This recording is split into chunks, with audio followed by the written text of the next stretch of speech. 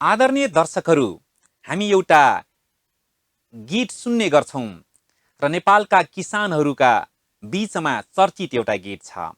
सानो छ खेत, सानो छ बारी, सानै छ जहान, नगरी काम पुग्दैन खान साँझ र बिहान। हो आदरणीय दर्शकहरू, यो समस्या नेपालमा मात्र नभई विश्वका धेरै देशमा अहिले कृषि क्षेत्र र साना किसानहरूले विभिन्न नीतिको सामना गर्दै आइरहेका छन्। यसको प्रमुख कारण पुँजीवादी व्यवस्था र यसको मुख्य चरित्र नै हो। नेपालमा पनि यसको छरपष्ट प्रभाव देखिरहेको छ।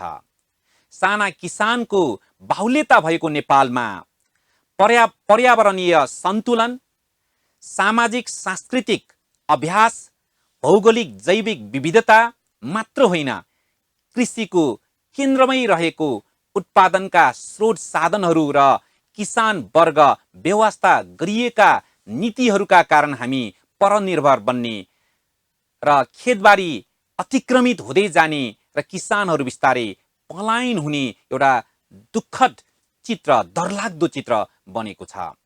नौ उदारवादी गलत नीति र कार्यक्रमको प्रभावमा साना किसानको हितको साटो मुनाफा तथा आत्मनिर्भर र दिगो कृषिको साटो वृद्धि र व्यापार केन्द्रित योजना अघि सार्दा साना किसान र पारिवारिक कृषि ताराशाही बन्दै गइरहेको छ।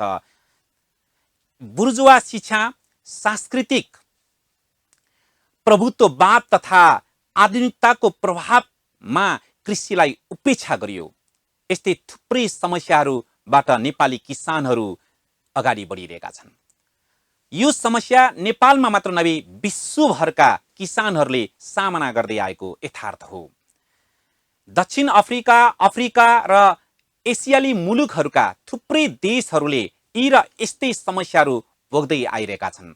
यसै सन्दर्भमा आज कुराकानी गर्नका लागि आज हामी एउटा फरक व्यक्तित्वसँग संवाद गर्दैछौँ।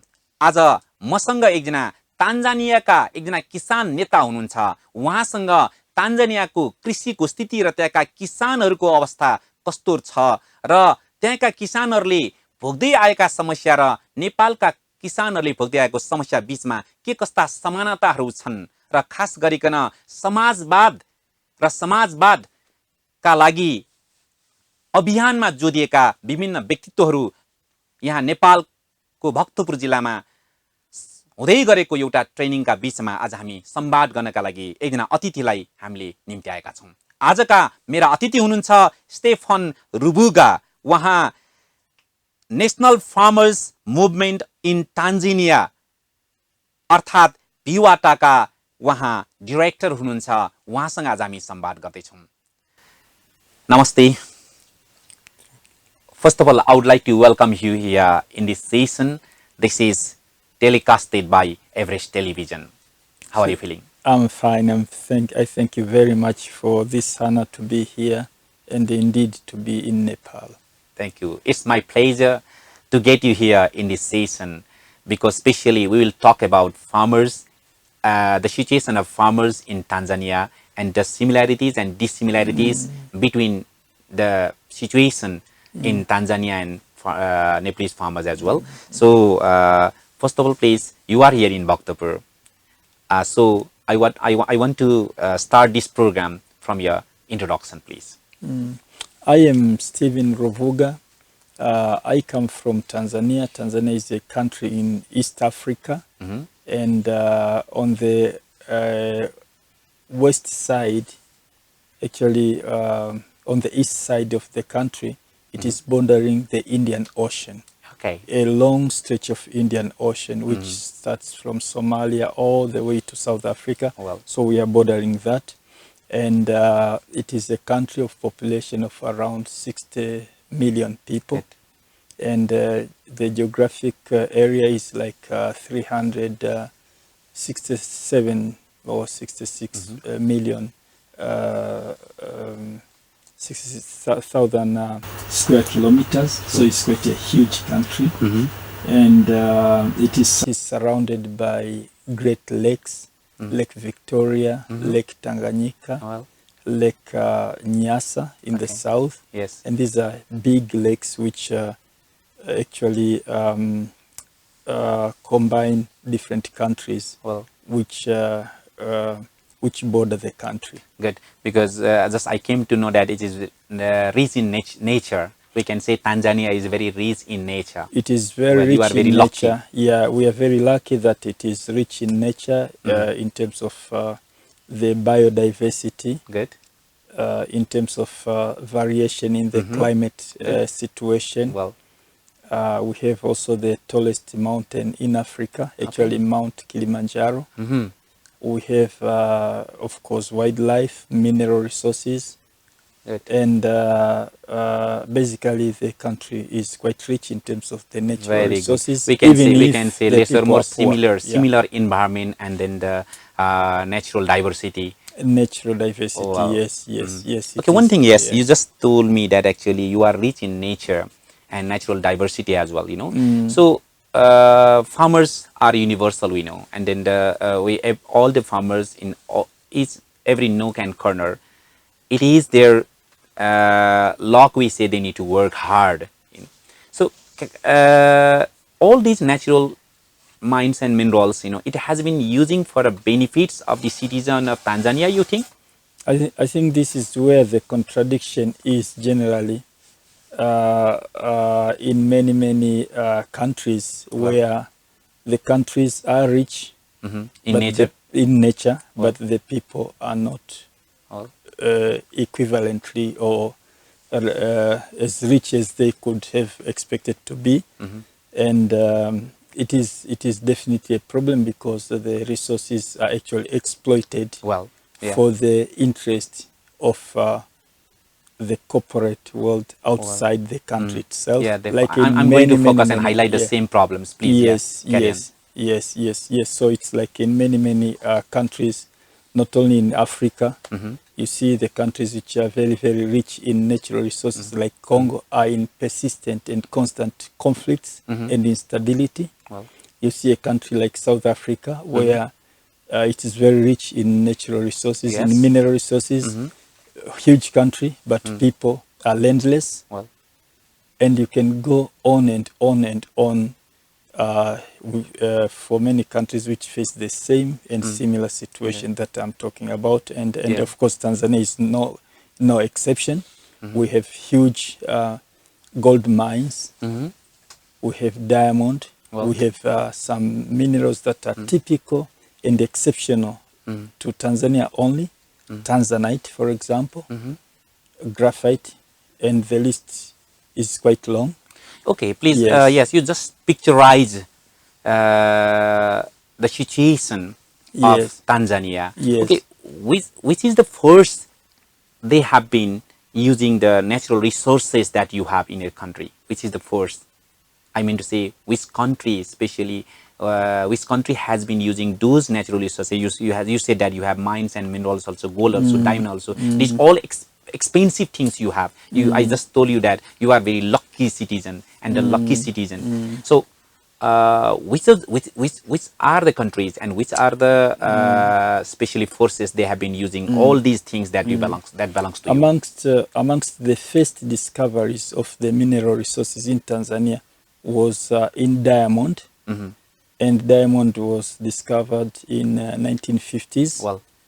And then a company called Mwadui Diamond Mines.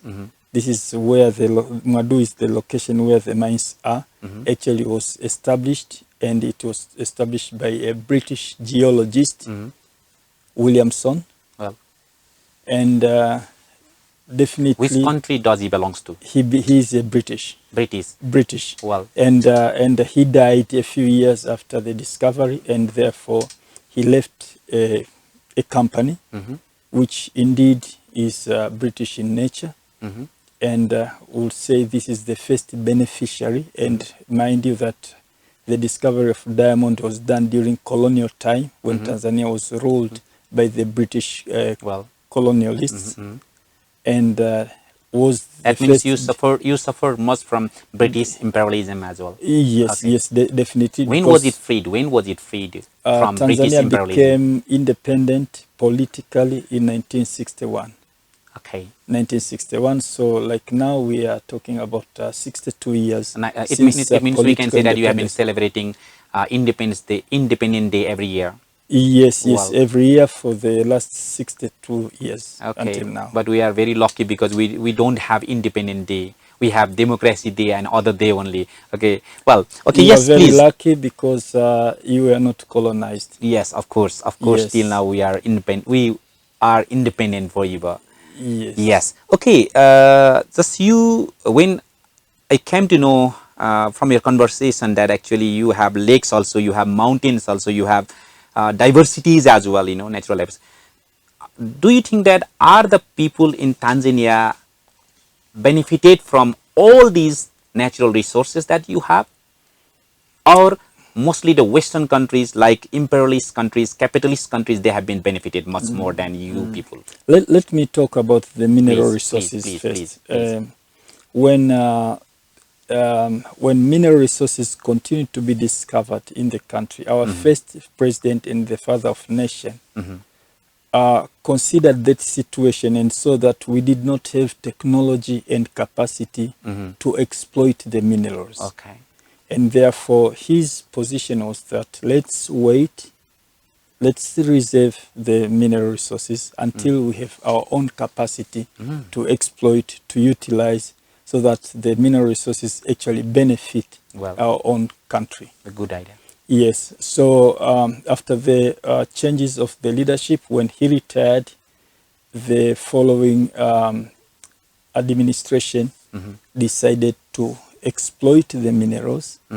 And what happened actually, because of the lack of our You don't capacity have and your own technology technology, and economic therefore, resources as well. yes, therefore, you know, all these huge multinational corporations came Okay. to exploit the minerals So sad. from Canada, like Barrick, from Australia, from everywhere. Okay. And therefore, the sort of joint ventures were made between us. But indeed, a few years ago, a new president came and who passed away later. But he decided to redo the contracts and to redo the laws because it was very clear to him and to the nation that Okay. indeed the mineral resources did Means not he benefit revised us. he revised the contract. Contracts in order to make sure that the mineral resources indeed benefit Benefits of the people of Tanzania. people of Tanzania Very instead good. of having the minerals but benefiting Could you tell me the name of that president, please? John Pombe Magufuli. Okay. Yes. Yes. It means he revised all the contracts And laws. Yeah. And he formed a commission to review for the benefit and for the sake of the people of yes, Tanzania. which was Very a good. very revolutionary Okay. action Yeah. and act that indeed was highly praised by the Tanzanian citizens. Could you tell me about per capita income? What is the per capita income of the people of Tanzania? It is around 1,000 at the moment. $1,000. Yeah, $1,000 at the moment. But you know very well that when you talk of per capita, is very generalization parameter, which does not necessarily reflect the income of everybody. Well, I got it, because this is per capita income is in average. I know that. Yes, Yeah. yes. One thing, please. You know, what is the situation of farmers over there? Because now, right now, you have been representing farmers of Tanzania. You know, what percentage of farmers are there right now in Tanzania? It's 70 to 80% of 70 the to 80%. of the Okay, Tanzanians who work on agriculture, who depend on farming. What is the And situation? mostly the Let family me know. Let me farming. know the situation of farmers there. Situation of the farmers, first of all, dominantly this is a peasantry Well, farming community, Okay. and therefore most of them actually are family farmers. And being family farmers, the farming that is done, first of all, the priority is to feed the families, Yes. but definitely to get income from the agriculture work that they do. And we have been talking in our discussion here that agriculture in Tanzania, like in many parts of Africa, was actually modeled around colonial system. And therefore, many farmers are producing for export.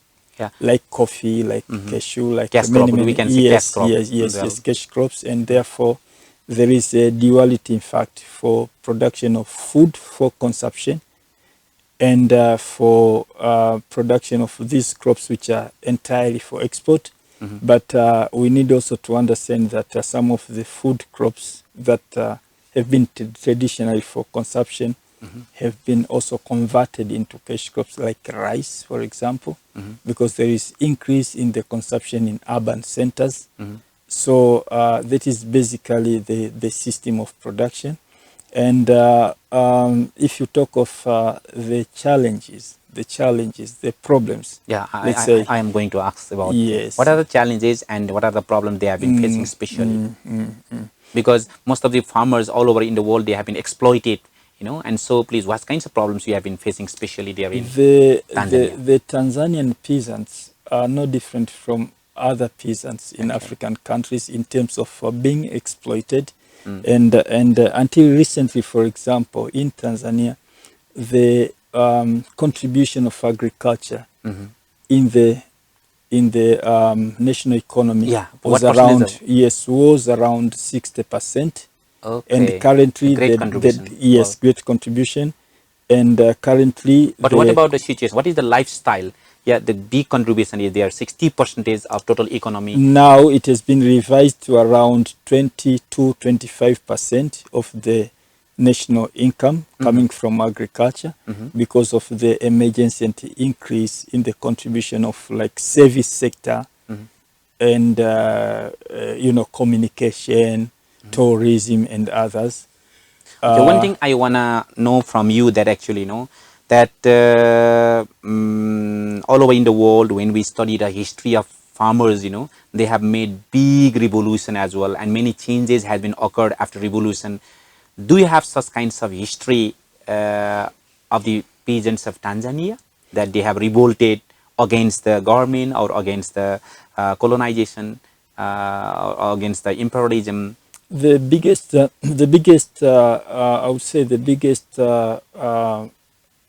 revolutionary action that was done was indeed guided by the ruling party itself in 1967, when it decided to nationalize all land in its agrarian reform and redistribute to everybody. But also to introduce free education, to introduce free medical services, water, but also to introduce education system which aimed at building self-reliance. So it was actually a very bold action for self-reliance. When was it held? 1967. 1967. 1967, and this very revolutionary action was actually reversed in 1980s through the forces of imperialism, which was done by imposing what were called structural adjustment programs, in which the government was forced by World Bank and the IMF to disengage. Mr. Stefan, actually right now you are representing from Tanzania. Yes. So you came to Nepal. Right now you are in Bhaktapur, and recently you have made a big conference in participation of the people from farmers from different countries, leaders from different countries as well. I just came to know that there are 30 participants are there who are taking part right now in the conference to sharing and caring each other about the situation, and you might have got many more information about the people of different nationalities as well. So when you compare the pigeon in Tanzania and pigeon in Nepal, what are the differences you found and what are the similarities you found, please?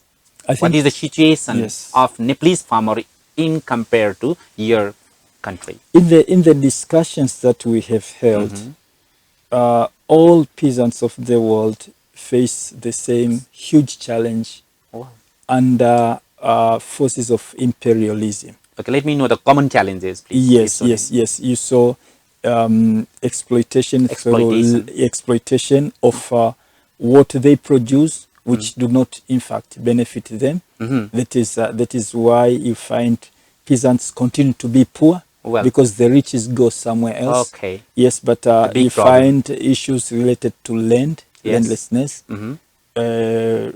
almost all across. Mhm. Issues related to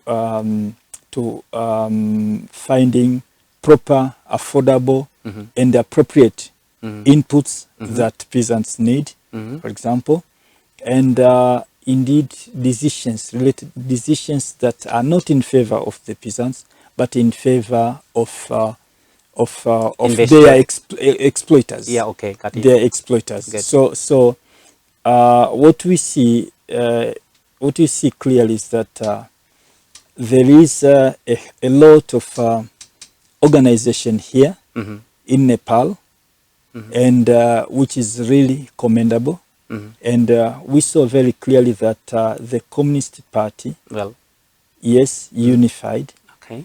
has been so much coherent in its policy, Okay. in understanding and incorporating the agenda and the wishes of the peasants movement here. For Right. example, incorporation of food sovereignty in the constitution of Nepal, which Yes. is highly progressive. Yes. I can tell you, Okay. highly progressive. Very good.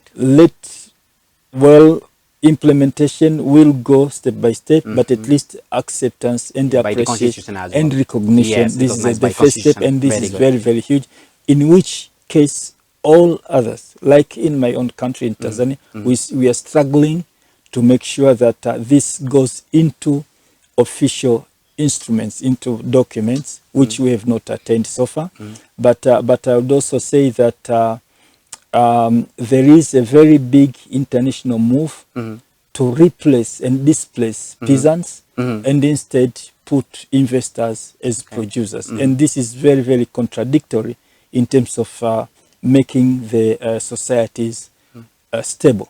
Okay. And then Yes. what are the special things you learn from this conference that you can implement when you back to your country? From this conference, One, of course, you might have yeah. learned some new Yes. concepts and idea. What can be the special points and special things to be highlighted and that you can use in your country? One very good point is a very close collaboration between a peasant movement and the ruling party. And this integration is a lesson that we have all learned. Okay. And because many of the parties, including my own party in my country, has actually left Yeah. behind the Okay. peasants. And then, And do yes, you also yes. belongs to socialist movement? I personally believe in socialism, Well, and this is my entire life.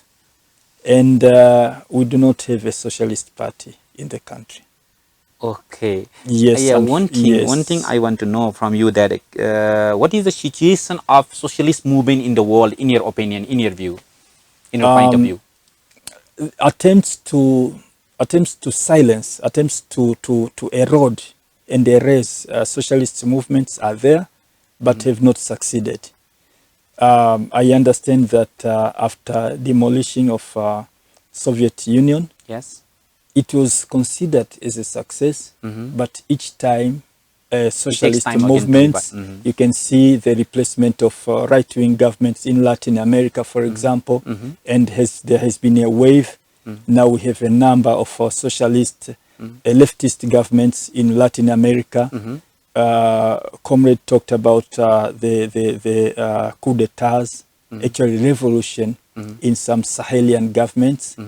And talk of Nepal, for example, Yep. which is a huge progress in the socialist movement. Yes. So it can never be completely written down. So there are some milestones that have been won actually, and our task is to make sure that we protect and we advance this well. cause.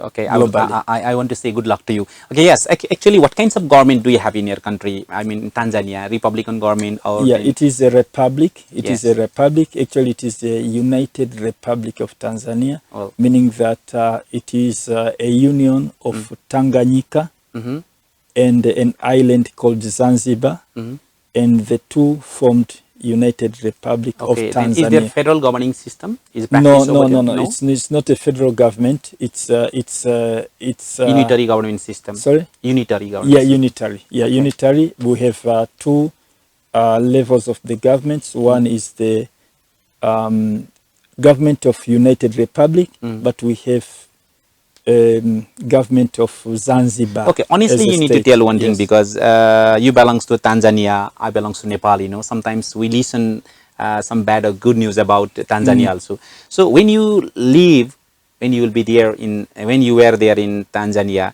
what kinds of news mostly you listen over there about Nepal? Sincerely, not much is said about Nepal. Okay. To be sincere, Well. unless you make a very, very close follow-up.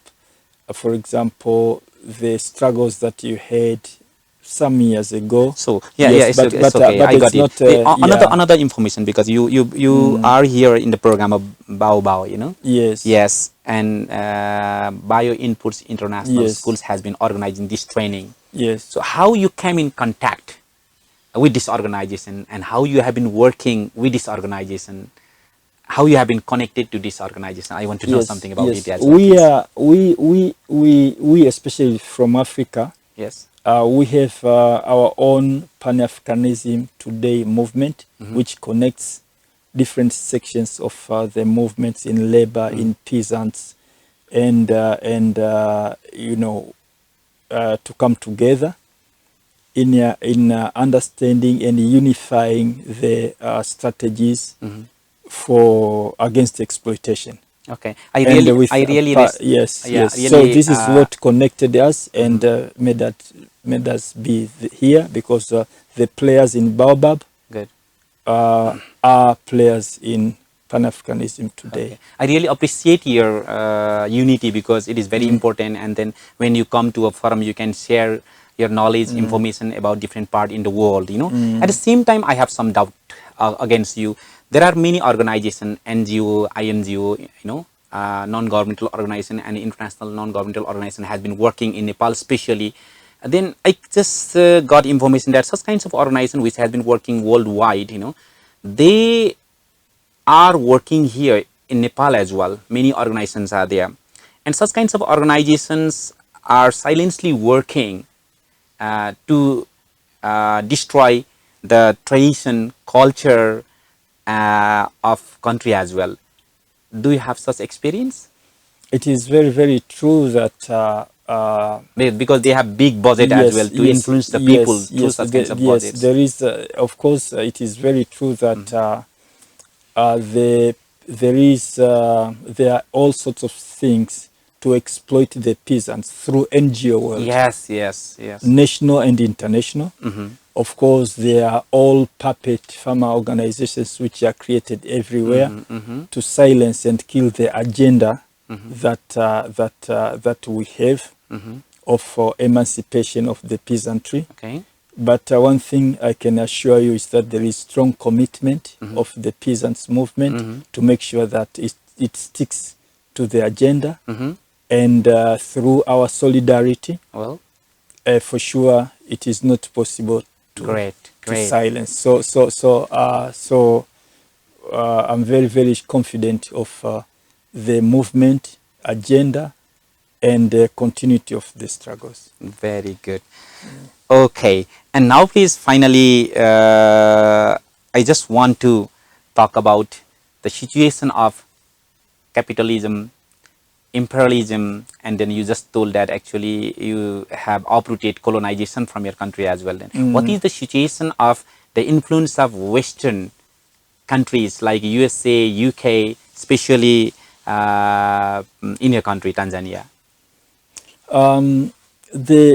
Definitely the impact and influence of neocolonialism forces all over, you know, in Africa, in Asia, in Latin America is quite strong, and in many ways has tried and in some cases succeeded to penetrate the you know, the culture, education system, technology, you know, and indeed influence the legislation, policies, and even the strategies. Yes. That is why most of the strategies that are imposed in our country, Yeah. they are templates of strategies that are put everywhere in the Yes, world, in yes. Africa and everywhere.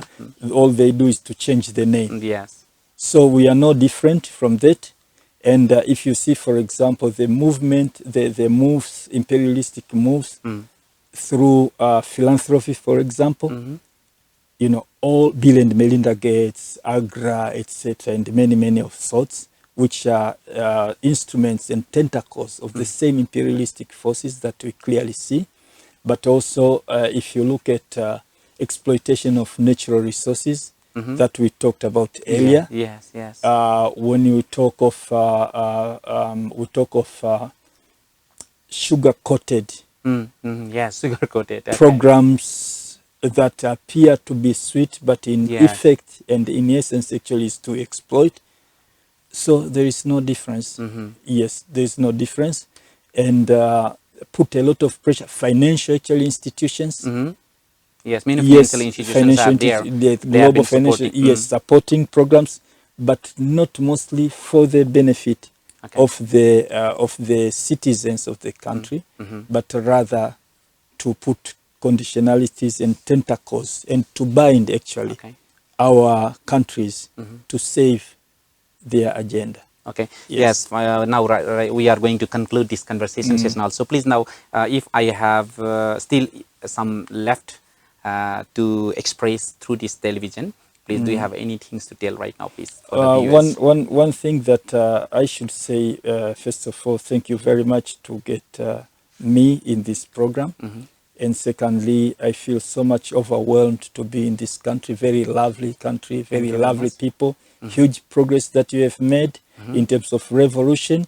And for sure, the task is to make sure that Nepalese protect, recognize the revolution steps that have been taken already. Challenges will be there and struggles have to go on. And finally, and for sure, you will win. Thank you. We know that Thank you very you much. have to fight against all these you know, elements which try to sabotage you, but with commitment, with determination, with leadership, with unity and solidarity, you will finally win. Thank you very much for your, and then I would like to say big salute from my side also for your high level of commitment for socialism and socialist movement as well. आदरणीय दर्शकहरू, कार्यक्रम संवादको आजको एपिसोडमा हामीले एकजना फरक व्यक्तित्वसँग संवाद गर्यौं। उहाँ तान्जानियाका एकजना नेता हुनुहुन्छ र उहाँले समाजवाद प्रति र समाजवादी अभियान प्रति जनाउनु भएको यो प्रतिबद्धता जो छ अत्यन्त प्रशंसनीय छ र साथसाथै संसारभरि किसानहरूको समस्या एउटै रहेको र संसारभरका किसानहरू खास गरिकन विभिन्न किसिमका मल्टिनेसनल कम्पनीजका कारणले समस्यामा परेको उहाँको आफ्नै किसिमको अनुभव छ र विशेष गरिकन प्राकृतिक सम्पदामा धनी रहेर पनि आफ्नै देशका जनताले त्यो प्राकृतिक सम्पदाको उपभोग गर्न नसकेको उहाँको तीतो अनुभव पनि यहाँ भर्खरै हामीले सुन्यौं र कार्यक्रम संवादको आजको एपिसोड यहाँलाई कस्तो लाग्यो यहाँहरूको प्रतिक्रियाको अपेक्षा गरेको छु। हस्त दर्शकबिन कार्यक्रम संवादबाट हामीलाई बिदा दिनुहोस्। नमस्कार।